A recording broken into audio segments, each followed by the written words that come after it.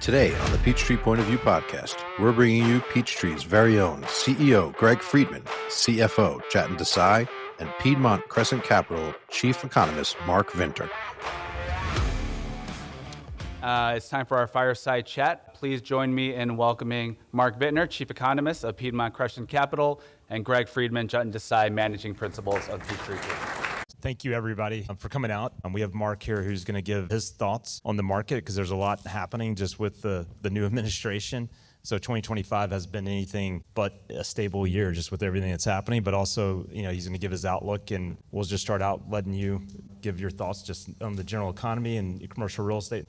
Sure. I guess we're midway through May, and this year seems like it's already been 5 years. It's just a heck of a lot that's gone on. We've gone from like the all clear signal, lots of hope that we were going to maybe even see growth accelerate this year, to where almost half of economists said that we were headed for recession. And then with the China trade deal, folks have pulled that back a little bit. Spent about 40 years as an economist. The first 10 were at Barnett Bank. The last 30 were at First Union, Wachovia, Wells Fargo. Yes, I got all those names right. So really I had two jobs over that 40-year time frame, but the names changed a little bit. And I regularly follow the U.S. macroeconomy, focused a lot on regions, and with that, how regional growth affected commercial real estate and residential real estate. That's a good part of where I spent my career. Did a lot of other things, but that's a good part of where I spent my career. I wanted to throw that out there first and kind of the way I see the world. When I retired from Wells Fargo, I started a firm where I work as a fractional economist for 5 different companies, and most of that is real estate related or construction related, but publish a lot of stuff regularly. And at my firm, I never took the odds of recession that high.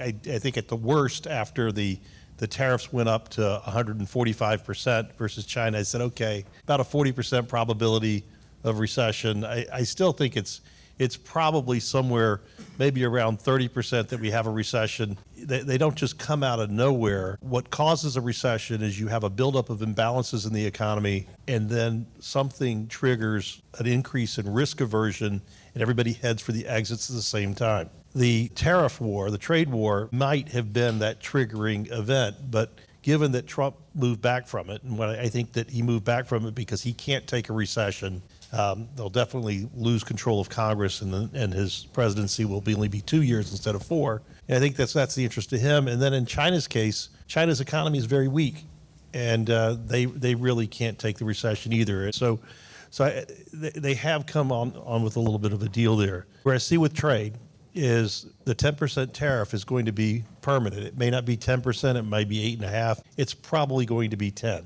It'll be a key element in the budget deal, which is supposed to be announced this week on the one big beautiful bill. And they need the revenue in order to make things work. So it's going to be built into the bill. On top of that, there is one overwhelming principle that resonates with kind of the core Trump support team. And that is that there would be no such thing as free trade without the United States Navy. And the whole world's been getting a free ride on it, and that's where the 10% tariff comes in, and it's going to be there. It's not in the Trump presidency, that 10% tariff is not going away. With China, it'll probably all add up to 30% unless they come to some miraculous deal on fentanyl and how to revalue the renminbi. But that's a big thing there. But in terms of tariffs, what I think has happened and what's changed, and I'm going to wrap this up real quick so we get to the Q&A on this. What I think has changed is that people see the limits of how far Trump's going to go, and they see the limits as to how far China's going to go. It doesn't mean we're not going to have more volatility, but the swings that we're likely to see are not likely to be anywhere near as wide as what we've already seen. And people are getting a little bit more comfortable with Trump being president as much as they can see. Along those lines, what's helped, the Middle East trip was a big success. The Abraham Accords are back on track. It's not going to happen right away, but I think we are going to see that Saudi Arabia will join the Abraham Accords, and most of the Middle East. I would think that even Syria will join the Abraham Accords. So we're going to see that that's going to come through, and maybe not this year, but probably next year that we see that. That helps. We've had this big questions about U.S. exceptionalism. Is it over? It's not, but things have changed a little bit in some unintended consequences, and because of that, rates are likely to be a little bit higher. We still see the Fed cutting rates this year. I think the markets have pushed it off to September. I think it could be sooner than that because I think the labor market, I think the job growth is a little bit slower than the Fed realizes. We're going to get some data that I think will drive that home. So maybe we get a cut in July, but they're not going to cut rates that much. And when they cut short rates, long rates may actually go up. So from their perspective, it's like, okay, this helps a little bit, but it doesn't help a lot if long rates are going to go up. So they're not going to cut rates as much. And then lastly here, where are we in the commercial real estate cycle? I mean, it's an odd thing. I've focused on real estate cycles. Both of the banks that I worked with were huge real estate lenders. Wells was among the biggest. And the real estate cycle is very regular. It's a 16-year cycle. The real estate market peaked in 1957. It peaked in 1973. And those of you that are Atlanta natives probably remember that one because Atlanta got crushed really big time. There was an office tower in downtown Atlanta that was kind of midway. The steel was up and it kind of sat there for 5 years. We had another 16 years later in 1989, and 16 years after that in 2005. The real estate market topped out in each one of those 16 years. When did it top out now? Looks like 2021, 2022 was the top of the cycle, 16 years again. Now, I'm not a big believer in cycles for the sake of cycles, 16. It's maybe that's the tenure of a bank credit officer. I mean, I don't know. It's like, okay, I'm not going to go through this again. But there's something about that. But the other thing I'd say about where we are in the cycle is that this will mark the first time that we've gone through a cycle without having a deep recession. Usually when real estate tops out, it's not a soft landing, it's a rough landing, and it falls back on the banking system. It curtails lending everywhere else. And we're not seeing that this time. And private credit is probably a big reason for that. And the banks have de-risked themselves, or they've lessened their exposure to commercial real estate. And that may be one of the reasons why we're having a lighter cycle.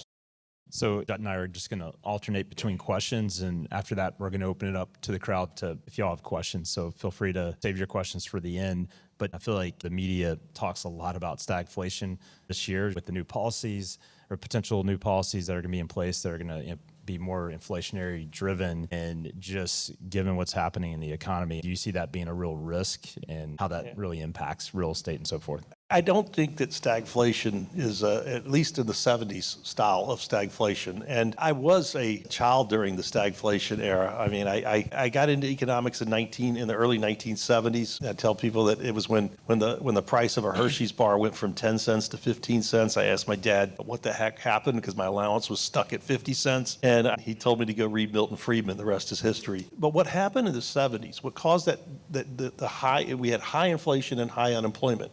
Two things happened. One, we had horrible monetary policy from the 1950s all the way through the 1970s. And Arthur Burns, everybody says we can't have another Fed chair like Arthur Burns. So we printed way too much money, guns and butter, and putting a man on the moon. Lots of money. The other thing we had was demographics. We had all the baby boomers coming in the labor market in the 1970s. In 1973, 13% of women with school-age children were in the labor force. In 1983, 10 years later, it was 65%. So we had all of these women come in the workforce. That meant that it was very hard to bring down inflation and unemployment. Think about the inflation-unemployment trade-off. We don't have that. Today, we're in the opposite. We've got baby boomers retiring. We've got a lot of exits from the labor market. The unemployment rate's likely to remain relatively low. Monetary policy's been okay, but the reason we had the bout of inflation that we've had, we increased the money supply by 25% during the pandemic to accommodate all the fiscal spending that we had. And that's why if you look at the consumer price index, it's up about 25% from where it was pre-pandemic. Grocery store prices are up about 26%. Restaurant prices up about 30%. So I think that the way the Fed's going to try to get around this is they're going to try to lean into the wind. That's what Alan Greenspan did, and drag their feet on cutting rates. If they do that and tariffs raise prices, what will happen is the price of some goods will go up. But if they don't accommodate it and print more money, then that leaves people with less money to spend on other things. My sense is that's going to come out of experiences, and so we're going to see less pricing power, and that may be what the airlines are beginning to feel right now, is that people are cutting back on travel. So you mentioned a few minutes ago that we haven't seen a recession, like a deep recession after all the stimulus that came through. If you look at the Fed's higher for longer, is that priced into CRE? And we saw a drop in some CRE values, but is it all priced in? You think it's going to go further? I think the higher interest rates were beginning to get priced in, but we began to see a recovery in prices, and that has begun to slow. And I think that people were counting on the Fed driving rates down. I mean, you heard it when the Fed, it was December of 22, I guess, in December of 22, when they came out and said, we're done raising rates, and people started factoring in 7, 8 rate cuts, and I was like, it's crazy. No, you're not going to do that. The Fed's afraid of a lot of things. They're afraid of reigniting inflation and letting inflation expectations become unanchored, meaning that people begin to factor in higher inflation into their business plans. But they're also afraid of monetary policy, of the federal funds rate getting back to the zero bound. We've been 15 years since the financial crisis, and the Fed is still, I wouldn't say that they feel like they're clearly away from the zero bound. They're getting a little bit more comfortable with it, but they don't want to return there. So they're not going to use their ammunition. They're not going to use up all their ammunition just on the threat of a slowdown. I mean, I think that even in a recession, I don't think the federal funds rate would fall much below 3%. It might fall as low as 2.5%. So 10-year Treasury, it's around 4.5%, and it just seems like it's obviously double where it was like from 2010 to 2022 on average, right? So it seems like you share the same sentiment. It's going to stay much higher for longer over the next several years, even if the federal funds rate does drop for some reason, or drops a little bit further. But if the 10-year stays in that 4% range, how do you support some of these cap rates that you see assets are trading at today, where you see these 5 and 6%, a lot of assets are like on multifamily trading in the 5% range. That gets concerning to me, because my contention is that the 10-year Treasury rate is low. It's trading just a little bit above the lower end of the range that we're likely to see over the next 10 to 15 years. Normally, what the 10-year Treasury yield should be, it should be what the market's expectation is for real GDP growth over the next 10 years. Let's say that's 2.25%, or 2.2. Let's make the math easy. Plus inflation. Let's say 2. That's the Fed's target. That's 4.2. Plus some compensation for the time value of money. That should be a 0.5 point. That should be 4.70. That would be fair value on the 10-year, and we're trading less than that. Now, the 10-year used to trade above nominal GDP. It traded above nominal GDP from when the Berlin Wall came down in 1989 all the way up until long-term capital management failed in 98. And the reason why our rates were higher is because everybody was hyped up about the emerging markets, and we were competing for capital versus Indonesia and Singapore and every place else in the Far East and all of Eastern Europe that was opening up. The odd thing about this trade war is that it's clear that we're going to have high tariffs about China, which means that all the emerging markets, people are more excited about the emerging markets than any time since the Berlin Wall came down. And that's one of the reasons why the dollar's been under pressure. So one of the reasons I think there's a temporary flight into gold until people get a better understanding of what's going on.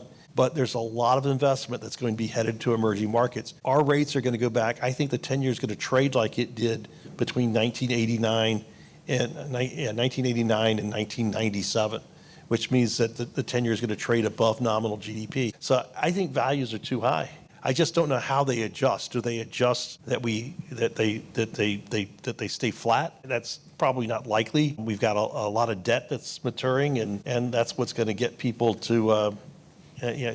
There's a large gap between what people feel properties are worth and what they're actually worth. I mean, depending on if you're an owner or an investor. Yeah, because I would just say on average, I feel like when we're out trying to buy assets on the equity side, because we do buy assets, it seems like there's about a good 10 to 15% gap in pricing. If you look at the true intrinsic values of most commercial real estate assets and hotels, and we're looking at multifamily assets for like our DST strategy, I feel like a lot of cases where we see this 10 to 15% gap, which tells me the intrinsic values are a lot lower than where the market, where they end up trading to someone. And I think that's a residual of all the liquidity that we've had for so long. And people are thinking that there's going to be another bucket of liquidity dumped on them. We're kind of the period, the budget deal that they're putting together. A lot of the more budget hawks of the Republicans are like, dude, you can't give me a budget that's going to have that all the real cuts come in after Trump leaves office. And it's like we're going to have all the good stuff, and then in 2029 we're going to take all the stuff away, because how's that going to happen? There's no assurance that you're ever going to get the budget savings. So I think the deal will be better. To me, Trump is not that big of a mystery. His business plan is basically, I'm going to ask for this, I'm going to push the debate way out here, everybody else is down here, and then we're going to settle here. So that's how he does everything. It's like, we're going to go way out here, everybody's going to say I'm crazy, and then I'm going to wind up here. But they would have said I was crazy if I went here to the first place. And that's basically what he's doing. That's what he's doing with the budget. So I think we're going to get a deal. The bond market has been a little nervous. I put out a note on Moody's downgrade. I'm like going, you really got to ask yourself, why did they do this now? Why didn't they do it 12 years ago when S&P did it? Are you telling me that you're just not as good as S&P? Is that what I'm hearing? My wife is in the municipal finance business. She goes, I wish you didn't send that out. But it's a real question. I think they're a little too political. Do you see more downgrades for the U.S.? No, they all think that we're steady. I have no problem with the points that they raised. It's just I don't know why they didn't raise them 12 years ago. They're all valid points. I mean, the issue that we have, it's not that different than what we're seeing in real estate. We've got refinancing risk. We got a whole lot of debt that's going to roll over at a much higher interest rate. And if I'm right about the 10-year, and I feel firmly convinced that we're going to be in this range that low interest rates on the 10-year are still going to be above 4%, and there's a good chance that we'll see 5% on the 10-year. I don't think it'll get a whole lot higher than that. I have a chart that I like to look at, and I go back to 1960, and I said we're not going to go back to what we saw in the 70s and the early 80s, because we didn't know at that time that high inflation was an exception, and the Fed regards that high in inflation as their second largest mistake they ever made, the first being the Great Depression. So it's a bigger mistake than the global financial crisis. That would be the third largest mistake. We're not going to get that kind of inflation again. On the other hand, the low rates that we've been at, we had the global financial crisis and COVID. So 200-year floods, we're not likely to see that again. So that zero interest rate period is waning. So the band between those is where I think we're going to be, probably more weighted toward the downside. The 10-year is probably going to be, in non-recessionary times, will probably be between 4.5 and 5.5. And we're at 446 this morning, so I think rates are low. So from a standpoint of just markets, commercial real estate is so market by market driven, and you could argue it's a four-corner business as well. I mean, is there certain markets that you like when you look long term? Because when we're making investments, obviously there's a lot of chaos and volatility in today's market, but a lot of times we're looking out over the next 3 to 7 years, or in some cases longer. I like markets with high barriers to entry and politicians that have finally seen the light. Right. It's like gosh, we got to get something moving here. And then you like growth, but the problem with the high growth markets is there's typically low barriers to entry. So you have to be more cautious about your costs to make sure that you're getting, or that you're in a choice location. A lot of the high growth markets have really slowed recently because their costs have gotten very high. Two of the more notable ones, they were the darlings, were Austin and Nashville. And Austin and Nashville have both slowed in a big way. A lot of the Florida markets have slowed because of the higher operating costs, the hurricanes that we dealt with, insurance costs in Florida and insurance availability in Florida are big issues. And what we've seen is that if you look at state-to-state migration, Florida still has more people moving to Florida than moving away. But if you look at the changes from year to year, Florida saw the largest deceleration in net migration of any state in the country, even including states that have negative net migration. And of that, those people that were increased outflow from Florida, most were headed to the Carolinas or Texas. And the Carolinas, particularly South Carolina. Charleston is a high growth market with barriers to entry. It's hard to to get land and develop in Charleston. So that's a market that's still way up there and it's booming. But the South, by and large, accounts for a good part of the growth. The affordability migration, where we had people moving from the Northeast and the West Coast trying to find more affordable markets. Dallas and Austin aren't affordable. San Antonio's affordable. Low barriers to entry in San Antonio. Fort Worth is more affordable than Dallas. Fort Worth has been growing very rapidly. The Alabama markets. Alabama made the top 10 in terms of net migration, first time in my memory. And so Huntsville has been doing very well. Birmingham's doing better. The coast of Alabama is doing very well because it is much more affordable than the Florida coast that's right next to it. So high growth is good, but you want to make sure there's some barriers to entry. Yeah. The good news is we have a new hotel getting ready to open up in Gulf Shores, Alabama. So it sounds like you're saying that's going to be super successful. So I just want to add that into the equation, but go ahead. I was just going to say, you mentioned kind of labor markets, right? So we've had, obviously with COVID, it was challenging to find people to come to work. That's somewhat stabilized a bit, but you kind of note that labor market momentum is kind of weaker than it's projected, or than kind of headlines out there. What do you think that does on a longer trend, or is that just a point in time, or is that a trend? That's a great question. It's one that I spent my very first day as an economist, well, as a paid economist at the bank. The guy that hired me, John Godfrey, says, you need to sit down and you need to understand these employment numbers, how they're put together. He says, because it's like the building blocks for all the other economic data. And it was a very good exercise. No computers back then. I had to read it out of books and papers and things. It was terrible. But the monthly employment numbers that we get, the first Friday of each month, they come from a survey of 550,000 employers. On a good month, they get like 1/3 of the surveys back. Post-pandemic, it's been a slower response rate, so the revisions have been pretty big. But all they get is an estimate of employment. And the way that they estimate it, they take the survey data and they gross the estimate up to an actual census of jobs that comes from the quarterly census of employment and wages. And it lags a good bit. But that census is really good. That's hard data. It comes from the unemployment insurance tax rolls. I remember I was in New York City. There was a large real estate investor that decided to exit the Atlanta market and sell their portfolio. And I said, guys, you really should wait a year on this decision. The QCW data shows that job growth in Atlanta is about twice as strong. It's in the office components. And they saw a little bit of leasing improving and say, hey, let's get out of here. I'm like going, it's going to be a lot easier. You're going to get a lot more attention when you get these job numbers that show that instead of 20,000 jobs, we added 100,000 jobs. And that's exactly what the data showed, because we knew that from the QCW data. Today, we're on the other side of that. As the economy's losing momentum, the survey data tends to overestimate. And so over the last year, the monthly employment number, the CES, the current employment survey data, shows an average of 158,000 jobs a month being added.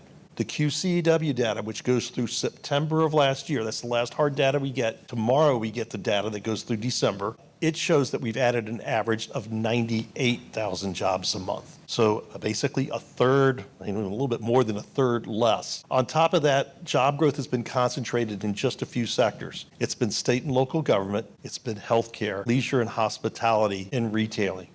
Relatively low-paying jobs. Two concerns I have with that. One, they're relatively low-paying jobs, so income growth has been less. One of the numbers that we look at very closely, the bond market focuses on, is average hourly earnings. I said, they're looking better. It's average hourly earnings. If you're adding more lower-paying jobs, the average comes down. It's not so much that wage pressure on individual companies has lessened. It's just that we're adding more low-paying jobs. Whenever job growth is narrowly focused, we tend to lose momentum. This is why I think the Fed's going to cut rates sooner. I think when they get the data tomorrow, they're going to say, it may decelerate a little bit more. Maybe it's 88,000 jobs a month that we've been adding. And I think when they see that, what it should do is it should influence the BLS survey when they gross the numbers from the survey up. It should influence them. They only revise that data once a year, though, and they do that the first Friday of February. So we're a long way away from seeing those numbers revised. So earlier you mentioned that, I think you all saw the headlines where Delta came out and said, travel is slowing, or they're projecting less travel. You made a mention that a minute ago. So if you're saying that there's more jobs, but less jobs, but lower paying, the consumer is kind of driving a lot of this market. Like, what's their ability to kind of continue to do so if wages are not as good as we are projected to be. Employment's not as good as they're projected to be. And now we've got a market that's driving against.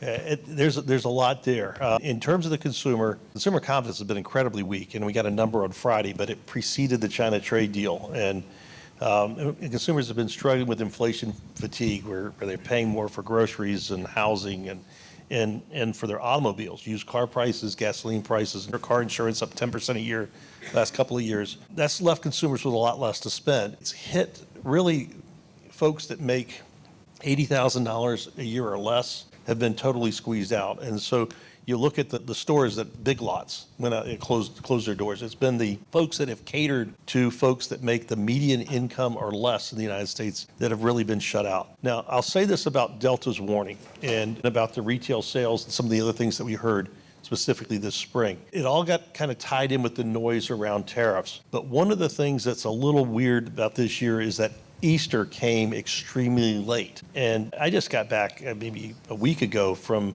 something down in Charleston, and there were people there for spring break still. I mean, I think that may have skewed Delta's numbers a little bit. And you saw it in the hotel numbers that March was light, and then April saw a rebound. I mean, people should have been more freaked out when they were booking hotels in April than they were in March. So I think that late Easter kind of influenced things a little bit too. But consumers are getting squeezed, and longer term on the consumer. We've seen consumer spending go from 67% of our GDP to 71%. And one of the reasons why it kind of gets back to Trump's, hey, the kids only need $2. Why do they need $30? Not exactly the most articulate statement, but it's like, he's not Wordsworth. We've been hooked on, because we've had these absurdly low interest rates have been too low, and we've had this inflow of foreign capital. Consumers have been hooked on cheap money, and we've been buying cheap junk. And I think that Shein and Temu, two of the dumbest things that I've ever seen hit the planet. I mean, it's just garbage. And I'm an economist. We're trained that tariffs are never a good thing. But importing that garbage into the United States, and it is garbage. It's literally garbage that we sent to China that they pressed into goods, and they're sending it back to us and charging us money for it. It's going to wind up in a landfill in a matter of weeks. And it's got toxic materials in it that are going to leach into the ground and pollute the water. In economics, we call those negative externalities, and they should pay for it. And so or the consumer should pay for it. I don't think that we're going to see that consumer spending is going to come back from 71% of GDP closer to its long-term norm of 67, 68%. That'll probably occur over the next 10 to 15 years. It's going to shake up the retail landscape, and it's going to fall mainly on the retailers that cater to the low end. That's where the overconsumption has been. At the upper end, because the lower end spends 2/3 of their income on stuff. And when you get above 80,000, they spend 2/3 of their spending is on experiences and services. And so that's where you're going to see the retail consolidation. It's not going to be at the high-end retailers, but it's going to be at the low end. And so, it makes me wonder about Dollar General, and they may not be the ones that may not be the one, but it makes me wonder about the companies that are catering to that lower end, and maybe we're already seeing that shakeout. That's great. Well, thank you, Mark. We really appreciate your thoughts, and so thank you.